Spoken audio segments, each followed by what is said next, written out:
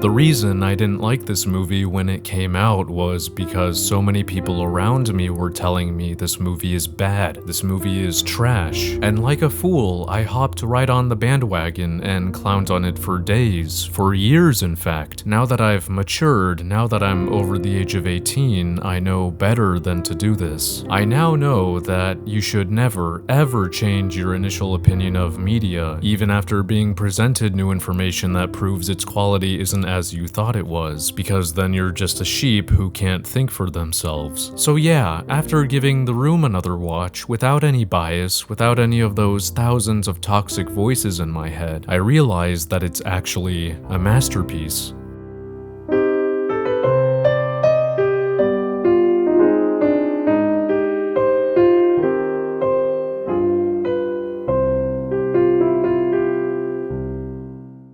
The Room is all about people who have differing agendas all going against each other. Johnny wants to marry Lisa, Lisa wants to be with Mark, and Mark doesn't want to betray his best friend at first. The Room succeeds at making most of its characters feel like people who live lives, and its protagonist is someone just doing their best day to day. Johnny is struggling to get a promotion, even though he literally saved the company bundles. On top of that, he tries to make his fiancée Lisa happy with all kinds of romantic gestures. It's kind of amazing how effective a simple moment of a man going to buy flowers for his lover, or both of them engaging in a pillow fight can be when we're so used to couples texting each other, FaceTiming each other, doing everything through technology and not face to face. He always reaches out to his best friend Mark to see what's on his mind and if he needs someone to lean on. Johnny is very much an active character, and his determination to hone in on the core of every element in his life is his defining characteristic. It humanizes him and makes us empathize. Say what you will about the acting, but you cannot deny Johnny's nuanced character work and established identity is clearly taken care of with great passion. And if you need your online privacy taken care of with great passion, you should look to NordVPN, the sponsor of today's video.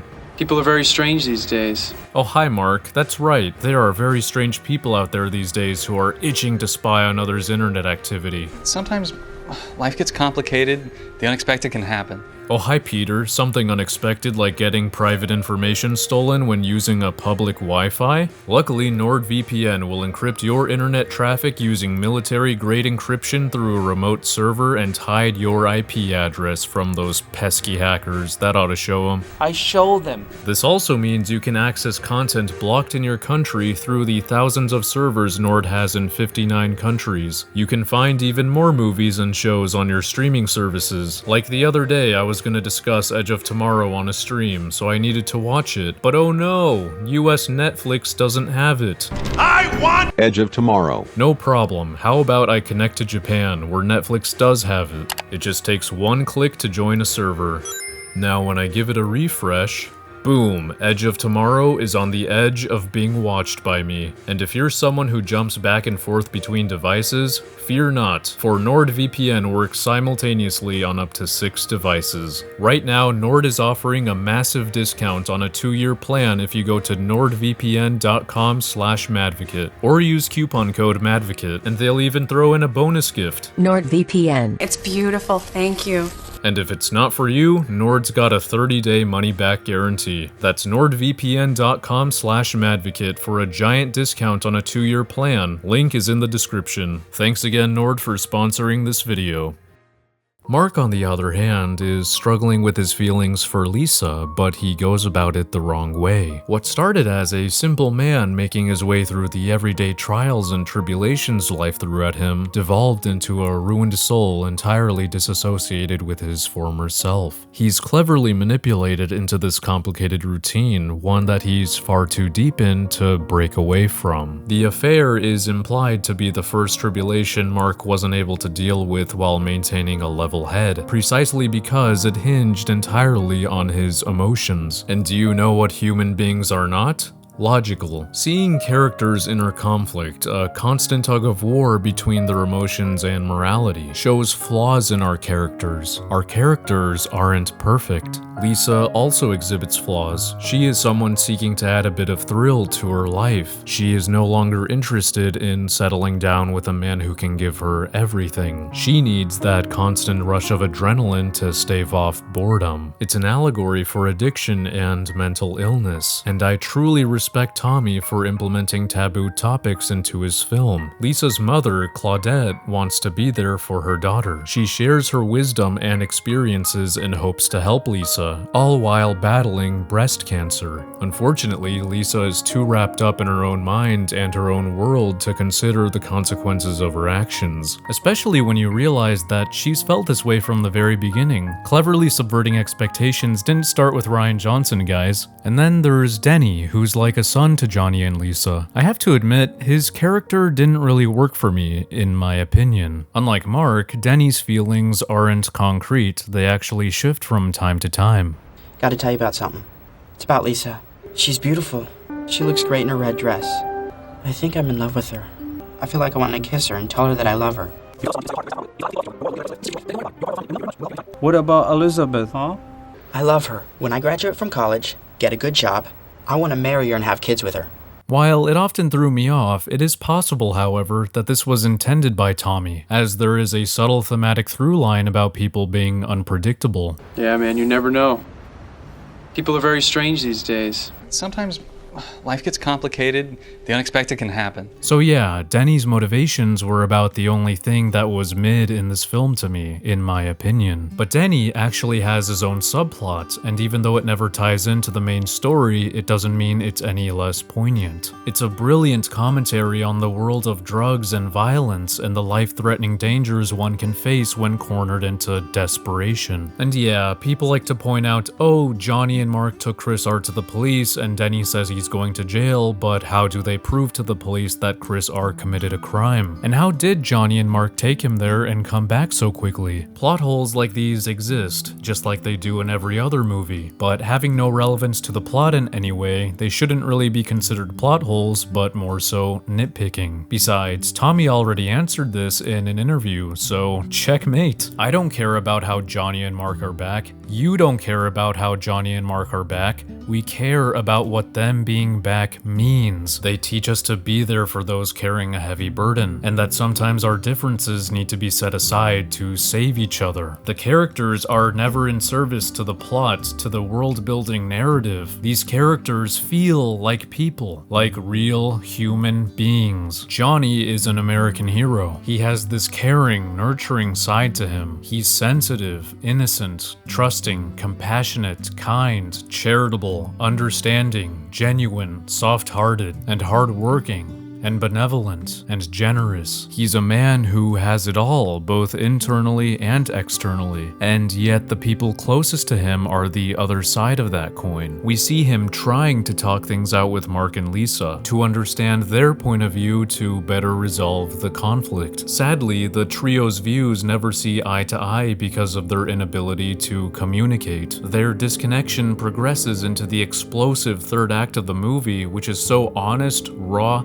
and human. Johnny's story is so tragically told, I cried, man. Mark's gradual shift in motivations is also a tragic one, and his journey, going from wanting to be Johnny's loyal friend to eventually betraying him and being okay with boning his fiancée, is pretty wild and pretty great. It demonstrates a layer of self-hatred in the character, which is something we've all been through and can all relate to.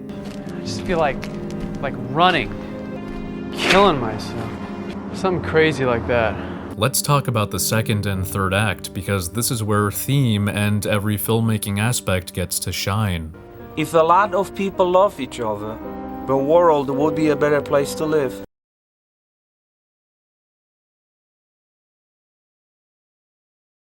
This low-budget film, this $5 million passion project, this small fish in a massive pond of professional recurring writers, includes one of the greatest themes put to screen, a theme that deserves a standing ovation, a theme delivered with such nuance and elegance it rivals Yoda's line about failure in The Last Jedi, in my opinion. This whole rooftop scene is a crystal clear window into the mind of Tommy Wiseau. It shows us exactly what he wants us to walk away with after watching his heart and soul condensed into a consumable moving picture. They do a montage scene, and oh my god, I've been missing montage scenes so much. Thank you. It's incredibly Raimi-esque and a much-needed breath of fresh air, in my opinion. It's these moments of tossing a football around and going out for coffee that modern-day big-budget Hollywood productions are severely lacking. It all has to be treated like a chessboard, with pieces constantly and rapidly moving around with no given chance to slow down and say, this is what the movie's all about. These tender moments that show and don't tell. You guys know me, performing the most mundane and ordinary human tasks is how to instantly win me over in any movie, and is objectively better than any airtight script, in my opinion. Tommy takes full advantage of the visual medium and achieves so much through visual storytelling. That's what movies are about. You really feel Johnny's anxiety rise, Mark stroking his own ego, Lisa's narcissism harden, this guy's confusion spiral. The progression is claustrophobic, it's invasive and uncomfortable because the meticulous handheld camera work allows us to step into their shoes. Tommy's performance is essentially him wearing his heart on his sleeve, in front of Johnny's guests and in front of his audience. It's raw, contagious, and above all, human, like a real human being. But this is a tragedy, remember? Johnny is pushed to his breaking point. He was so trusting in his friends that he continuously convinced himself that Everything will be alright. he, with his big heart, wasn't emotionally prepared to deal with the magnitude of this loss. A loss of trust, dreams, ambition, and friends. And so, in a rage of glory, he ends his life holding the red dress. Johnny dies with the very first symbol of his love portrayed in this film, a metaphor for his heart. He dies in the room. The title has a special meaning to me, and at the time I thought about a special place, a private place, a place where you can be safe, and it's not a room, but it's their room. I thought and I think that a lot of people will relate to it. So the room is a place where you can go, you can have a good time, you have a bedtime, and a safe place.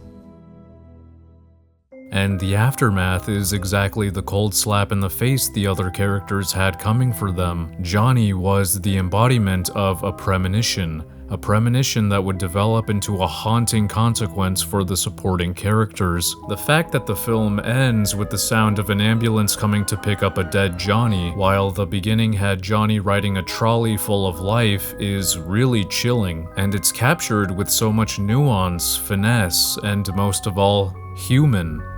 Oh my god. Get out of my life, you bitch! Wake up, Johnny, please!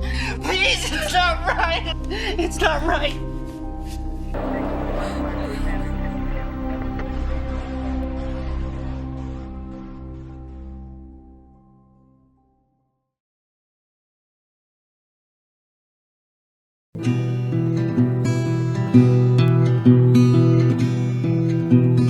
Hey, do you want to see your name up here? Well, I made a Patreon the other day because someone asked how they can support me. So, made a Patreon just for you, pal. I better see you in that $20 tier.